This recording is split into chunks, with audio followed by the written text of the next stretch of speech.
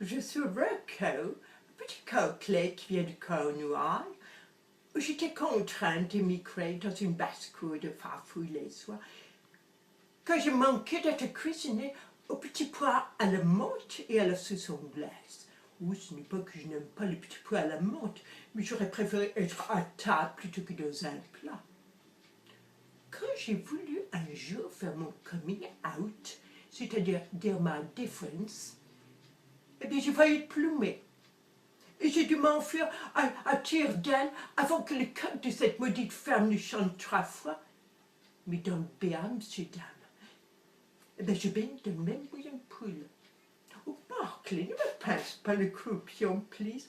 Il a déjà failli être farci au persil le mois dernier. Oh, j'aurais pu vivre comme un coq en pâte pendant longtemps si on m'avait laissé sortir du placard. Mais chaque fois que j'ai voulu pointer mon bec au du placard, on me l'a cloué dardard. Alors maintenant, je suis indécis entre le coming in et le coming out. Alors j'ai pensé choisir le coming maybe, c'est-à-dire l'arrêt du... pardon, la voie du milieu. Oh, mais c'est une position plutôt inconfortable pour un petit coquelet comme moi. Et je ne sais jamais sur quel pas danser.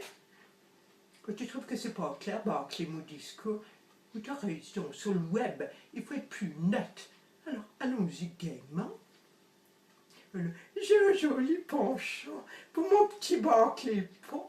Et quand il fait la roue, je me sens tout émoustillée. Et ma crête se redresse en arc-en-ciel. Mais les cocottes brunettes et blanchettes, elles disent que je les gonfle.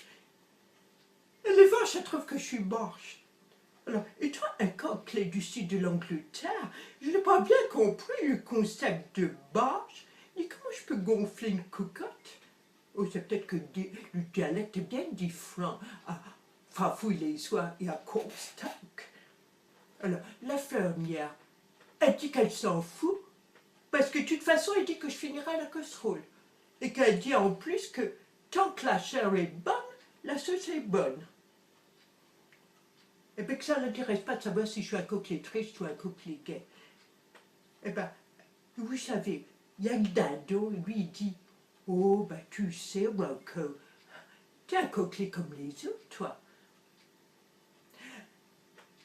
Et puis un chat est un chat, comme un chien est un chat. Oui, mais à moi, je lui dis « On fait une vie de chat parce que je suis un coquelet gai. » Oh, bah, tu m'as dit l'autre jour, t'as donc pas vu la noirotte, que t'es avec la blanchette? Et le fermier avec la brunette du voisin et la roussette du cousin, oh ben ça tutusait. Alors que nous fiche donc la paix. Mais je te réponds, toi, sweet love, t'as beaucoup de plumes. Même si on t'en enlève quelques-unes, tu pourras toujours faire l'arbre, mais moi, si j'ai plus de plumes, je serais cuisinée comme une vulgaire pougnasse. Tu es juste bonne pour être cuisinée à la sauce béarnaise. Oh, alors tu vois, mon pauvre Barclay, entre le coming in et le coming out, eh ben, s'il y avait un coming up et un coming down, j'aurais plus de choix. Alors maintenant, paraît-il qu'il y a une loi qu'on peut se marier, ben moi je serais bien content de me marier. Il y avait des petits poulets, ils pouvaient les adopter. Va donc voir la poule, quand elle coupe ses œufs et qu'elle met son cul dessus, va donc voir si tu peux les adopter les œufs. Ah ben, elle te fout le bec quelque part. Oui, dans le croupion, mon petit Barclay, dans le croupion. Eh ben moi, je vais dire une chose, il ne nous reste plus qu'une chose à faire, c'est adopter le vilain petit canard que personne ne veut.